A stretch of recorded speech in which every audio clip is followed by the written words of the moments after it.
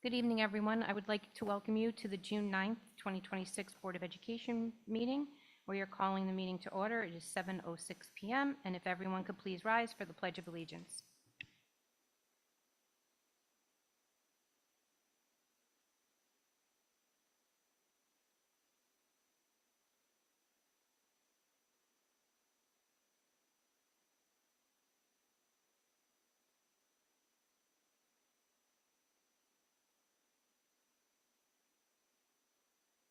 Reading of meeting notice. The New Jersey Open Public Meetings Law was enacted to ensure the right of the public to have advance notice of and to attend the meetings of public bodies by which any business affecting their interest is discussed or acted upon. In accordance with the provision of the Act, the Verona Board of Education has caused notice of this meeting to be published in the Star Ledger, online, and can also be viewed by the public on the board's official website. Legal notices for New Jersey's public entities will also be accessible at the New Jersey's Department of State Legal's notice website. Copies of tonight's agenda and resolutions have been made available to the public via the Board of Education website. Dr. Riley, if you could please call attendance. Mr. Waka. Mr. Perna. Here. Ms. Knodig. Mrs. Prisco. Here.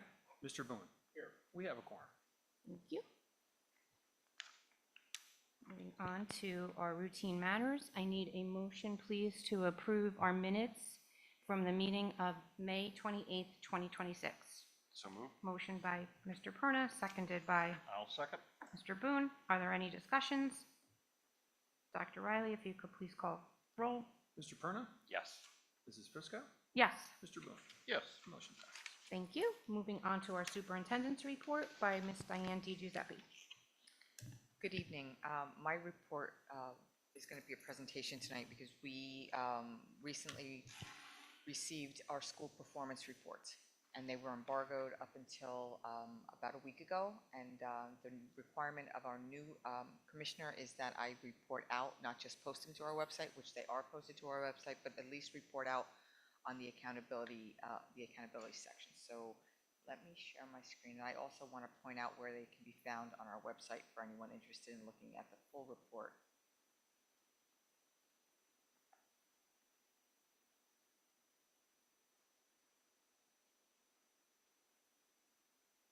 So if you go to our website, under our district, I'm going to click on our district, and down here is at the bottom of this, scroll down at the bottom of this page is the school performance reports for the district, the high school, all of the schools, and then this PowerPoint or this slide deck is the last bullet.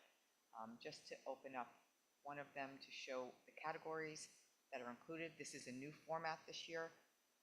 It's an overall summary, enrollment and demographics, and just step through it.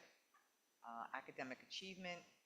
So this is all of the NJSLA,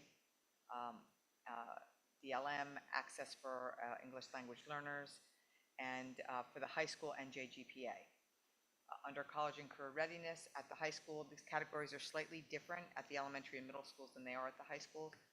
But we have PSAT, SAT, ACT, advanced coursework such as at AP, the Seal of Biliteracy, CTE or Career and Technical Education, course participation in various courses, visual and performing arts is one of those, and if we have any structured learning experiences. For the high school only, it will have graduation and post-secondary, so looking at the 4- and 5-year graduation rate, and any apprenticeships. That's a new category this year. Post-secondary enrollment's not a new category. Climate and environment looks at chronic absenteeism, discipline records, the length of the school day, and ratios of students to devices. Then we have per pupil expenditures and accountability. Accountability is what we're focused on in the slide deck because that kind of encompasses all of those pieces that show our community how we're doing at each school.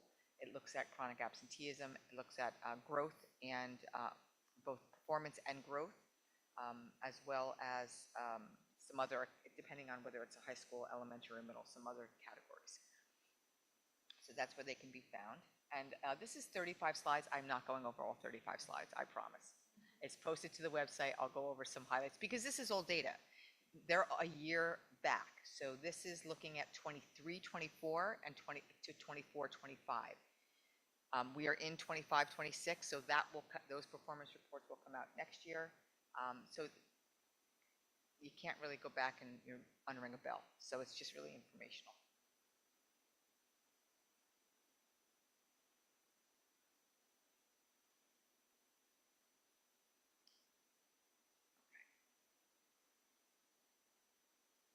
So again, we're comparing 23, 24 and 24, 25. So for the high school, let's get rid of my little.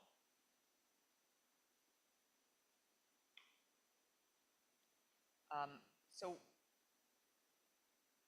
not in status means so what some this is every student succeeds acts language. Not in status means we are performing well, which means we have no ratings that are putting us into a remediation group. So at the high school level, we are not in status for both years. Our score and our ratings improved, and our ELA and subgroup monitoring are needed, and I can explain why that is. So our summative score was 62.43 at the high school.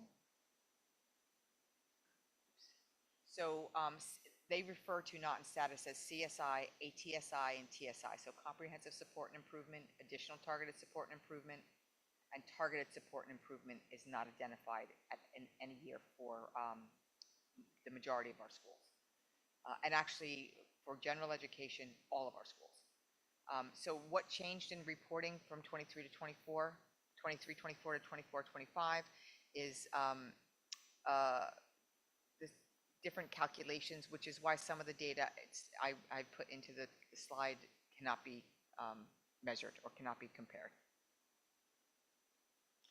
So the high school gets a summative score and a summative rating. And this is based on a calculation that they never share with us. It is based on a combination of growth and, well, at the high school, not growth, because they don't do a growth score at the high school.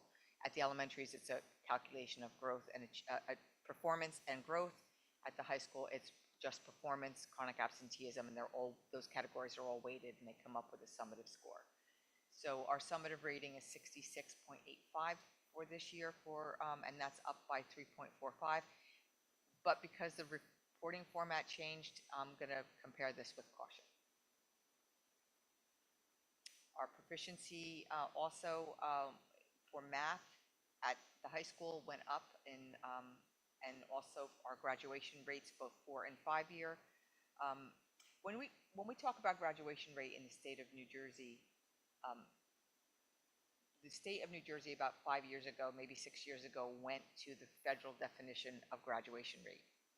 So when you have students that are have individualized education programs that are classified under special education, if we are very often required to educate them through 21 years old. If under the federal definition of graduation rate, students that don't graduate by 18 are counted in as not having graduated. So a student that's counted as 18 in 4-year graduation and then 5-year graduation, they're counted twice, and we are penalized for that. But that's true of every school in New Jersey and most schools in most states. It's interesting how it's a requirement to educate students till 21, but it's also a requirement to graduate them by 18. Department of Ed. So the message here is not a single up or down. Math and graduation strengthened. We had some changes in our ELA proficiency, but Mrs. Peter and the teachers here at the high school have worked on that since. So again, HB not in status for any of those indicators, and their score improved and their rating improved. So they jumped the most, and that was also true of their NJSLA scores, if you recall from our assessment last year. They went to an 78 to 86, and the rating improved from 88 to 94. So I'm going to just click through that because we saw that. Brookdale's an interesting because Brookdale is so small. Last year, it did not get some of these ratings because they're too small to count. But they are not in status. They are a 94.21 rating or percentile rating in 24-25, and their summative score in 24-25 was 85. They did not have a summative score or summative rating in 23-24.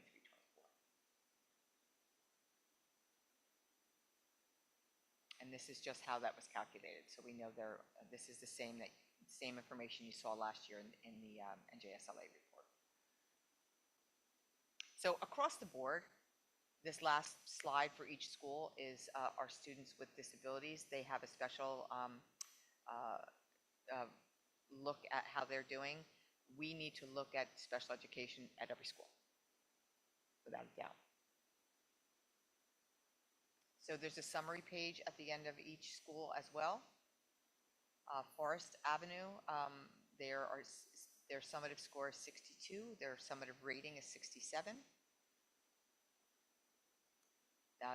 They dropped a little bit. I need to dig into why that is. I believe it was potentially their math or their ELA. This is growth. Their ELA growth went down. Math growth also went down. Growth is an interesting thing because they compare students how they did on NJSLA from year to year, and the NJSLA doesn't always test the same standards year to year. So it's a moving target. Not that we're making excuses for it. I am always looking to improve our student outcomes. FM Brown, this yes in the middle is just indicating that FM Brown is classified as having Title I. So is Lanning. Title I just means that has a number of students that are receiving free and reduced lunch. So they qualify for Title I. Not that we qualify for Title I anymore at all, but so they are also not in status. We did see a drop in both summative score and summative rating. And you can kind of see why. We saw some changes in proficiency.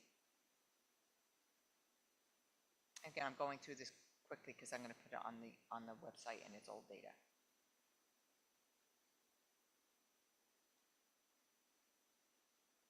And finally, Lanning, also not in status. Lanning went up in their summative score. I want to point out that Lanning, when I started here in 2022, so the 21-22 school performance report, Lanning's summative score was a 22. So they have more than doubled their score, and good for them. And HBW has gone from in the mid-50s to the 90s. And this is an interesting indicator because when we talk about how we measure schools, we look at U.S. News and World Report. We used to look at New Jersey Monthly. This is the State Department of Education, so it's evaluating every school district the same way every year. So again, that's students with disabilities area that we need to really do some progress monitoring on next year. And our summary takeaways for Lanning. Next meeting, I will have the information that we need to present to the board on literacy. The law changed last year, and we are required to monitor for literacy improvement 3 times a year. If you recall, we approved the Focus Grant on the last meeting. That's the state's second year providing grant monies for districts to pay for that monitoring platform. It doesn't pay for all of it, but it pays for a good portion of it. And so I'll be reporting on that at the next meeting. And that's my report for tonight. And again, you can find this hot on our website for those of you that want to dig deep into that data. So if I may, I really appreciate you bringing this to the front.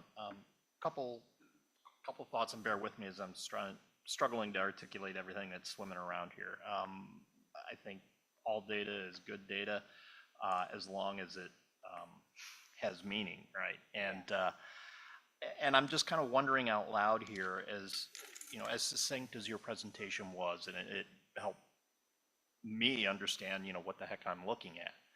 I worry, though, that, you know, despite our efforts here, or the state's efforts to increase transparency, that to those who are less initiated into this meeting are going to look at this and either draw incorrect conclusions or just simply not understand and get frustrated and not take advantage of that transparency. So kind of, again, work with me as I'm thinking out loud here. That lovely presentation you just gave, would there be a way to put, you know, maybe with our tech team, yeah, record that or save that part of the video and put it on the website, or do another video, not that you have more to do, put that video on there so that people can see it and digest what it means in kind of a way saying, hey, these are the slides you guys want to look at. This is what it means to you at home.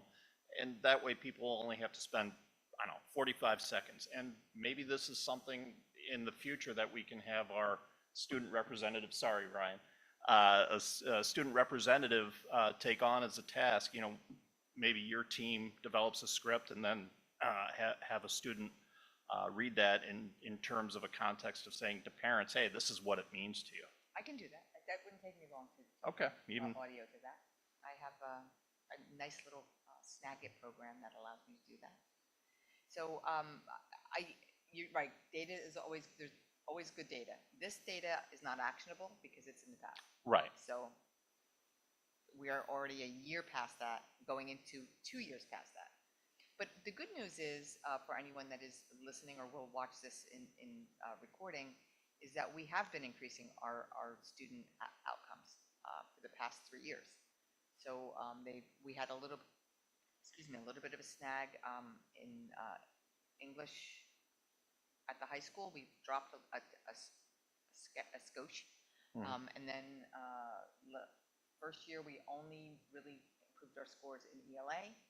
Last year we focused really heavily on math, and we improved in math and ELA. And this year's we have no idea. Right. We have no idea because it's a new test by a new provider with a new format. Yeah, and so, and again, where this data, even if it's historical data, has meaning is if we can put a narrative to that. And by having that on the website, it's just a companion piece, and it gives our audience, our parents, our families, an opportunity to understand what's going on. And then that helps, I think, create a level of alignment that otherwise we might not have. Sure. Is there a reason this is so delayed? It's always been that way, and I hate that answer, but that's the answer. Yeah. School performance. It That's- used to be that's called a school report cards, and when they were really put together very piecemeal and I think by hand before you have large-scale tools that can do that for you now, they just came out a year ahead, and they continue to do that. It's not helpful. I mean, we have most of this data from other ways that so we know it. It's just that it comes out for the community well after we've already known this, we've already acted on it, we've already made changes to curriculum or instruction. But it is, as Mike said, it is according to the form letters that come out that you can send to the community, it is about transparency and letting you know how your school district is doing 2 years ago. And is this the last piece of data for that school year that we can expect, or is there something else This is that it. we, Yeah, this is the it. final? Yeah, this is it. And like I said, we have most of it. We know all of our SAT, Exactly. ACT, graduation rates, all of Yeah. that, all of our NJSLA. I think the one piece that comes out in this report that's in retrospect is the state's calculation of chronic absenteeism, which is sometimes different from ours. Not quite sure why that is. They hold tight to their calculation methodology. Well, it's kind of a moving target as well, because every district, you know, what's chronic to one district is not a problem to another. Speaking of chronic absenteeism, you're going to see on our next agenda there will be a revision again to our student absentee policy. We have seen a huge spike in absenteeism, specifically at the high school, student absenteeism, huge. Do we have a sense of the cause? Is it, Well, Mr. Cogdill thinks it's because when we really publicized the absentee policy 2 years ago to reduce chronic absenteeism in the elementary schools, which it did, we had a weird policy in our student attendance policy at the elementary that you could have excused absences. There's no such thing in the state. There's no such thing as an excused absence, with the exception of like 7 days that the state says are excused. Bring your child to work day, jury, if a student works a voting day, volunteers to work a voting, if they are required to go to court, anything like that, that's excused. But if you are absent because you're sick, that's not excused. If you bring a doctor's note, the attendance review committee can absolve you of losing credit for that. But there really is no such thing. So we revised our attendance policy, and it brought attention to the fact that if a parent calls in a student, they can excuse it.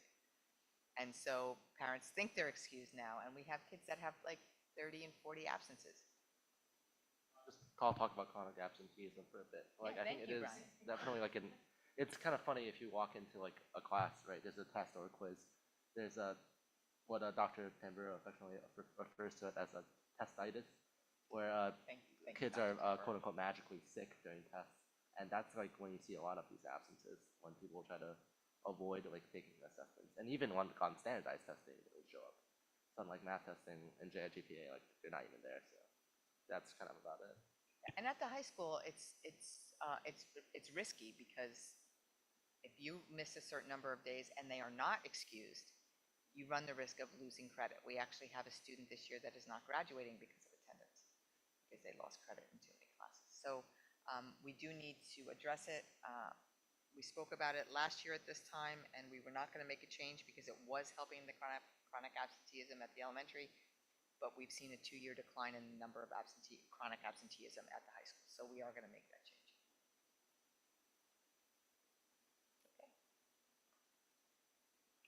Moving on to our business administrator report, Dr. James Rowley, sorry. So I don't have a formal report per se, but I just wanted to share a few updates with the board to keep you all apprised. First and foremost, I wanted to say thanks to Tim from our maintenance department for his work on the reappointment of the concrete curbing around VHS. You know, our brutal winter and use of a lot of salt and plowing resulted in a lot of damage around to the curbing especially. So Tim took the time to really get out there, and by doing that, it saves us a lot of money down the road. You know, a little preventative maintenance up front. So he did a great job, and it looks wonderful. I just wanted to apprise that we are moving forward with the order for arbitration, which was filed for the elementary playgrounds. So even though it doesn't look like there's much happening, on the background and in the courtroom, there is, I hope to have a swift resolution once an arbiter is selected. I hope to have some swift resolution to that. And then just an update in the facilities. We're deep into planning and scheduling for our summer maintenance projects, coming into the busy season for the facilities and buildings and grounds department, as well as the business office. We are not only preparing for the year-end close, but then also making our preparations already for the annual audit, because the state will hold fast for that to be submitted by the annual statutory deadline of December 5th. So we're already moving forward with the audit. Thank you, Dr. Rowley. I have a quick question. Is there a delivery date yet for the new scoreboard? There is not. Okay, It is still, it was a 6 to 8 week lead time for construction. So I've not heard back from the vendor, but I will reach out to make sure they're moving along. Yeah. we do not have any, moving on to our student report by Ryan. This is your last student report. Ryan is graduating. But Ryan, we really appreciate your service to our board certainly going to be missed. We thank you for being so professional every meeting and just bringing so much enthusiasm and information to us. So you are certainly going to be missed, but thank you for your last report. It's a good evening. So we're going to be starting off with our spring athletics, and our boys tennis team had completed a astonishing feat, which is capturing the North Jersey sectionals title after defeating Glen Ridge 3-2, and the team had looked forward to competing in the Group 1 state championship at Mercer County Park. And in track, Gwen Neal took home her third consecutive sectional title in the Group 200 meters championship at Franklin High School. Other competitors such as Natalie Loya placed in javelin, with Griffin, Theobald, Maglifiore, and Rossi showing strong performances in their respective events as well. And the state meet of champions will be held on the 3rd of June at Pennsauken High School. And furthermore, the girls lacrosse team had advanced all the way to group sectional quarterfinals this year. And the senior Spoot Sports Boosters Night will be held this Thursday at 6:30 p.m., where our senior athletes from the fall, winter, and spring will be honored with awards, plaques, cords, and whatnot. So last week was our annual scholarship night, where the seniors received tens of thousands of dollars in scholarships towards their pursuits of higher education. And last Wednesday was the annual VHS prom hosted at the Valley Regency in Clifton. And sophomore Luke Latson is running Verona's 6th annual toiletry drive, which will be taking place from June 1st to June 10th. Tomorrow is the last day, so donations of sunscreen, shampoo, conditioner, body wash, soap, and toothpaste will be collected until tomorrow in support of the food pantry at the Episcopal Church of the Holy Spirit, Tony's Kitchen, and the Human Needs Food Pantry. And then, of course, with the seniors, capstone has been in full swing for the last 4 weeks. And I'm just going to take the time to give you all a sense of what some of us are up to, I guess. So Andrew Ackerman and I have been working as judicial interns in the Essex County Superior Court criminal vicinage under the Honorable Judges Mark Ali and Christopher Romanishin. And together we have both witnessed hearings, convictions, trials, in addition to completing things like legal research and reading up on cases among much more. And both of us will be pursuing political science with the possibility of pre-law track at Vassar College and George Washington University, respectively. And a group comprising of Giada Contorno, Grace Fatatis, Peyton Kohler, Jenna Papachia, Lily Petruzzi, Abby Romanishin, and Sinclair Zamborski, along chaperone Sienna Kohler and Kriti Shakitano, actually went down to Florida for capstone this year. And 2026 is the first year that we're doing an alternative for capstone, which from the 17th to the 21st of May, the 7 senior girls had taken a trip to the Give Kids the World Village in Florida and volunteered each day. And just to give a little context about what it is, it's kind of like a Make-A-Wish, kind of like Disney, like fusion kind of thing. But they volunteered each day with various activities around the village to give those families that have terminally ill children the magic that they deserve. And at the Verona Town Hall, Ivy Laukis has been designing posters for municipalities, communications, outreach, and social media. Most of these serve to promote town events and present important information. And this will definitely help her pursue her future dreams of graphic design at Rutgers, New Brunswick. Just a couple more. And Francesca Geshen was capstoning at the Clara Moss Medical Center and attending meetings with senior medical leaders, hearing updates on safety, individual apartments, and even like observing operating rooms, shadowing, occasionally helping with patient surveys and whatnot. And 3 seniors, Michelle Moonkai, Titus Halliday, and Nick Miranda, who are all pursuing engineering, are at the Langen Engineering firm in the city, and they've been working with professionals across every field of engineering, environmental, civil, geotechnical, et cetera, et cetera. And they've been basically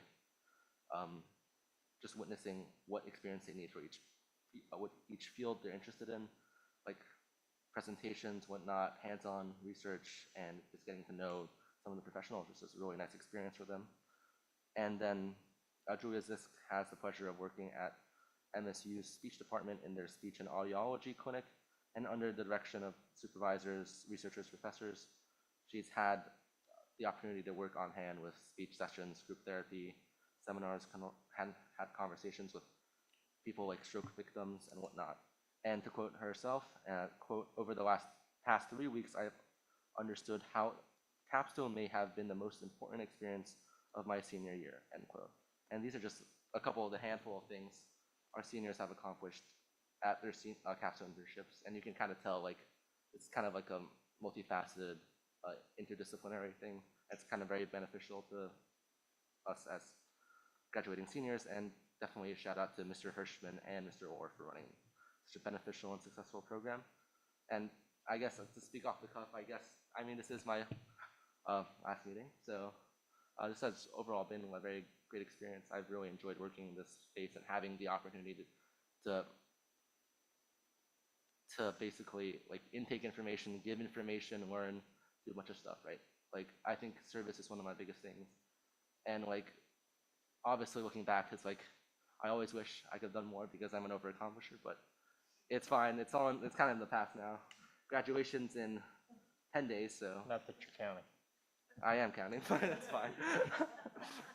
But yeah, so I really thank everyone here.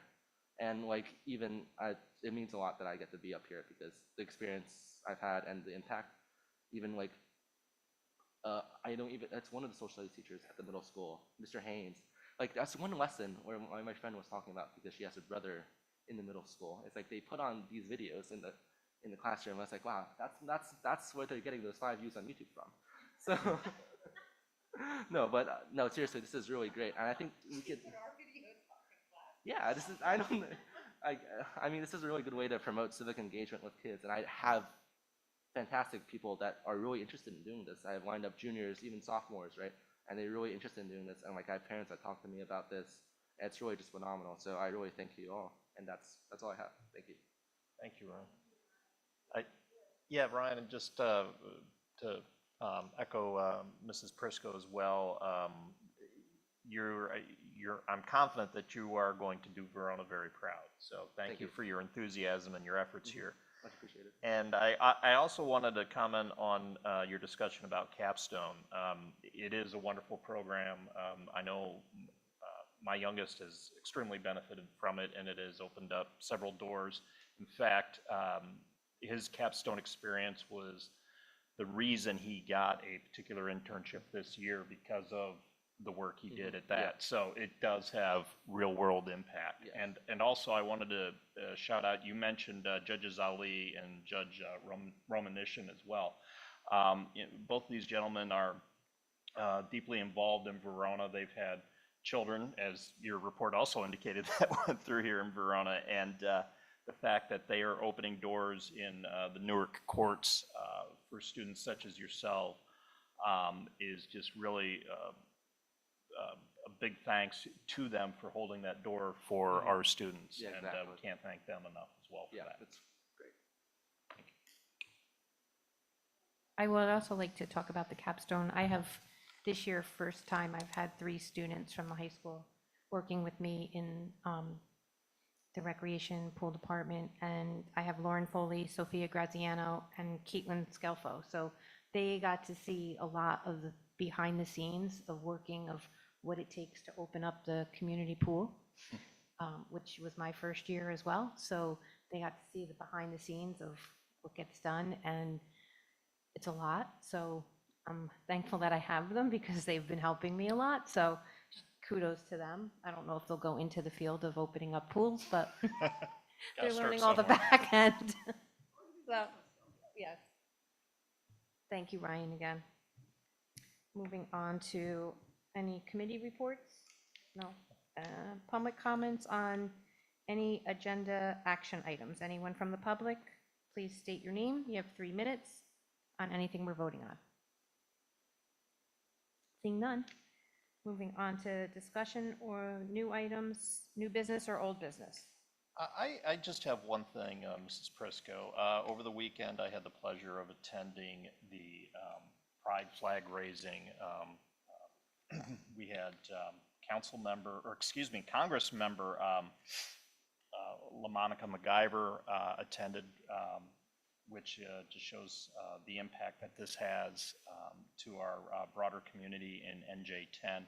but also Council Member Cynthia Holland presented, as well as representatives of the Church of the Holy Spirit helped raise the flag. And I was particularly happy to see members of the Verona school community, notably the HBW Safe Club, was in. I think this is an important event that we do every year. This is, please don't hold me to this, but I believe this is the third annual event, and it's something very important, and I'm just very proud of our community. I'm also proud that Verona Schools is giving a platform for people to feel safe to be a part of this, this celebration. So thank you. I have something for old business as well. We are in the process of trying to update the Trees for Schools grant. I was on the phone this morning back and forth with the grant administrator who is in Greece right now, so it's hard to, there's such a big time difference, it's hard to know. But I do have a scheduled call with her tomorrow. There's a pretty significant difference between the trees that we had in our original plan and those trees that we were able to obtain through the vendor. I don't know if they're going to approve the grant, at the amendment to the grant. So I just wanted to alert the board that this is, we may be asked to abandon it at this point. We always have the option to go back to it another year. But the trees are still not in the ground. And I thought we addressed this as a problem several months ago. So I'm not, and it was my impression then that this was not going to go forward. I guess I might have lost the plot a little bit that we had a channel of hope. we did. We had a hope because the issue was the grant changed from last year to this year and how it's funded. So we would have had to come up with 80% of the somewhere around $55,000 to do the grant ahead of time and only get the money back a year down the road and only if the trees are still alive. So we were going to pull out of it, and Mr. O'Sullivan, the township manager, offered to front us the money from the Shade Tree Commission's budget, and it's been difficult. The vendor that we were using, Dr. Raleigh and I, have been literally asking for the updated plant list since April 1st. We got it June 5th, and so the tree should have been in the ground well before. It's a little late in the year now. It's late in the year, and so she may tell us it's too late. They're not going to survive at this point. I don't know. But we'll see. I am meeting with her tomorrow at noon. Good luck. Thanks. Do we have any correspondence? Moving on to our agenda items, our resolutions. I will start off with personnel. I need a motion to approve resolutions A1 all the way through A10. Sorry.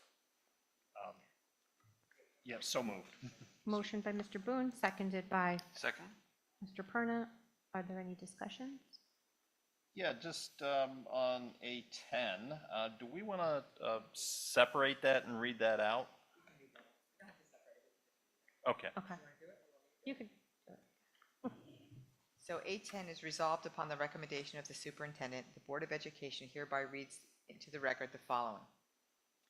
Honoring Student Representative Ryan.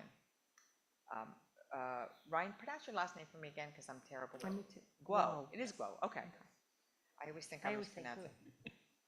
For service on the Verona Board of Education. Whereas Ryan Guo has served with distinction on the Verona Board of Education, and whereas through his leadership, the Verona Board of Education has gained fresh insights into student concerns, student priorities, and what's on the mind of young people in the community, and whereas he has further contributed to the community by serving as a valuable spokesperson, sharing the student perspective at board meetings, and whereas Ryan Guo exemplary commitment to fellow students and to the school district has promoted clear communication between the board, district administration, and the student body. And whereas Ryan has maintained a professional decorum at board meetings, shown respect to board members, and strived to learn the proper etiquette of serving on a school board, and whereas he has demonstrated a commitment to advancing the education of all students without neglecting his own responsibility to strive for success in the classroom. Now therefore be it resolved that the Verona Board of Education recognizes Ryan Guo's dedication to the commitment of advancing educational opportunity and open communication between the board, district administrators, and the student body. And be it further resolved that the members of the Verona Board of Education extend their sincere appreciation to Ryan for his dedicated service to the Verona Board of Education. And be it further resolved that the members of the Board of Education extend their best wishes to Ryan in all of his future endeavors. And most closely, your next endeavor is George Washington, right? Congratulations on that as well. Congratulations, Ryan. So are they going to show this video clip, Ryan, in the class? So, We can do a roll call. Mr. Perna, Yes. Mrs. Prisco, Yes, and Mr. Boone. Yes. The motion passes. thank you. Moving on to our education, I need a motion to approve B1 through B7. So moved. I'll Motion second. by Mr. Boone, seconded by, motion by Mr. Perna, seconded by Mr. Boone. Are there any discussions? Dr. Riley, if you could please call roll. Mr. Perna, Yes. Mrs. Prisco, Yes. and Mr. Boone. Yes. Great, thank you. Moving on to athletics and co-curricular. I need a motion to approve C1 through C2. So moved. Motion by Mr. Boone, Second. seconded by Mr. Perna. Are there any discussions? Dr. Riley, if you could please call roll. Mr. Perna, Yes. Mrs. Prisco, Yes. and Mr. Boone. Yes. Thank you.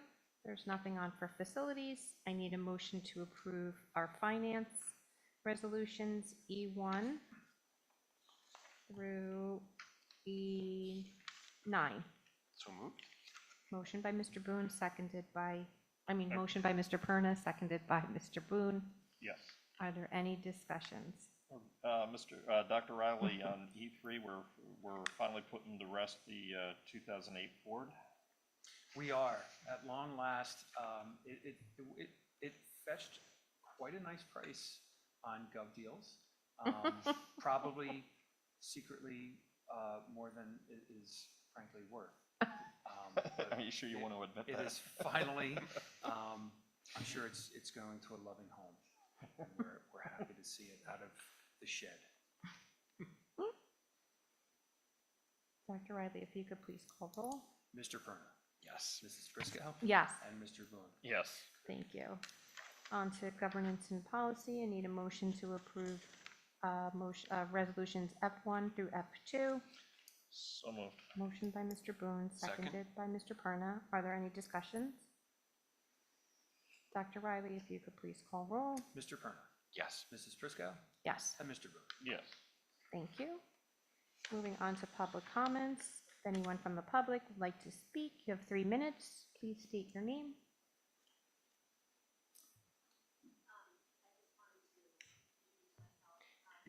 Mrs. Yeah. Yeah, then the public could hear you. Thank you. Good. Thanks, Danielle. Just wanted to introduce myself, Danielle Cantor. I'm going to be working on the myveronanj.com site and trying to attend meetings as much as I can and as my children's schedules allow.